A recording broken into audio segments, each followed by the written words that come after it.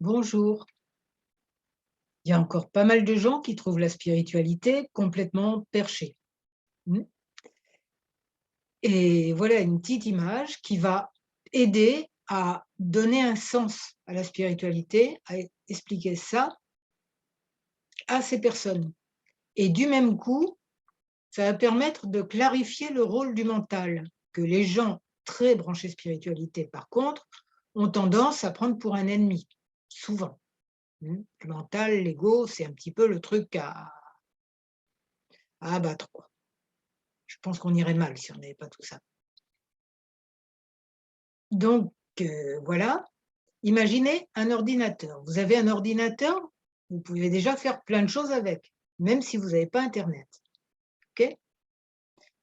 Plein de choses, mais quand même pas tant que ça.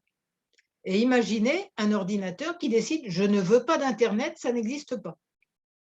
Vous voyez, tout de suite le rapport avec la spiritualité. Je ne vois que ce que je vois mon ordinateur, je peux le toucher, le reste n'existe pas. Résultat, tu as pas internet, quoi.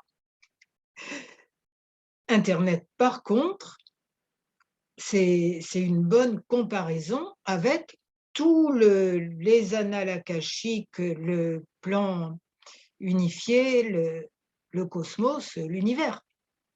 Bon, internet, c'est tout petit à côté, hein, c'est jamais que l'ensemble de quelques pensées humaines. Mais je trouve que ça donne un élément de comparaison vraiment clair.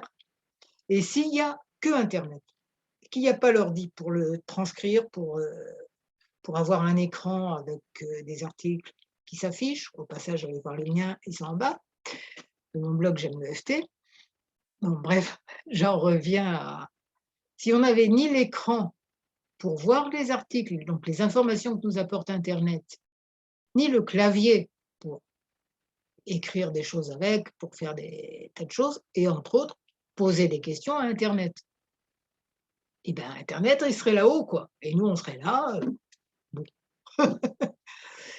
on n'aurait aucune capacité d'y accéder. Donc voilà, l'ordi physique, on va dire que c'est le mental, ou le cerveau avec ses connexions physiques est quand même plus loin que ça. Et internet est une image toute petite de l'immensité de l'univers auquel nous sommes connectés par notre intuition. Alors, qu'est-ce qui se passe maintenant qui fait que tant de gens en veulent à leur mental? En fait, c'est une partie du mental qui en veut à l'ensemble du mental, hein, donc on est mal parti là.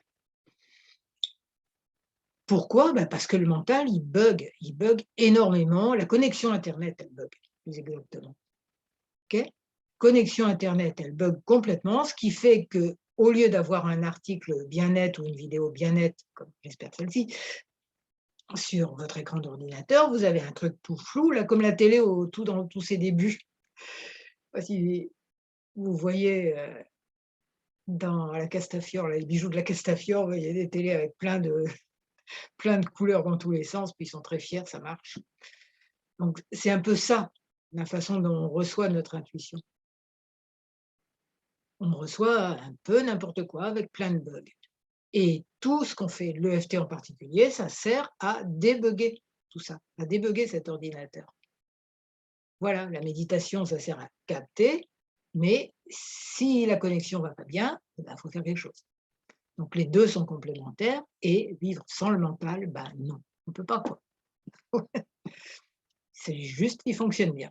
Voilà, si cette vidéo a pu ou vous clarifier les choses à vous, ou vous donner des idées d'explication pour ceux qui vous disent: «Oh là là, c'est complètement perché tout ce que tu racontes», ben vous mettez un j'aime, vous abonnez à ma chaîne YouTube et à mon blog qui s'appelle J'aime le FT et je vous remercie beaucoup.